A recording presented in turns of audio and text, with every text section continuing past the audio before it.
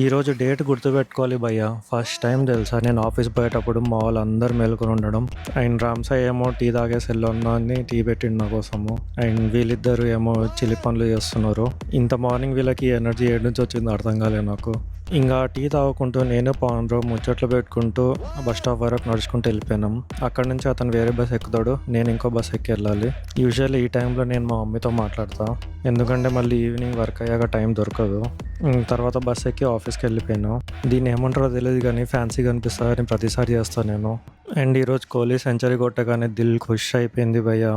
ఈ విషయం ఇంకా పక్కన పెడితే ఈరోజు లంచ్కి నేను పప్పన్నం తెచ్చుకున్నా. అండ్ మార్నింగ్ నేను ఈ పన్నీర్ని ఫ్రై చేసుకున్నా. అండ్ మనకి కోక్ ఫ్రీ కాబట్టి అది కూడా వేసేసా. తర్వాత నేను బ్రో యాజ్ యూజువల్ క్యాంపస్ అంతా తిరిగేసినాము. అండ్ ఈరోజు కొంచెం తొందరగానే లాగౌట్ చేసి బయలుదేరినాము, ఎందుకంటే ఇంటికి పోయేసరికి చీకటి అయిపోతుంది అని చలి కూడా పెరిగిపోతుంది. ఈ వీడియోకి ఇంతే, ఫాలో కొట్టేసేయండి.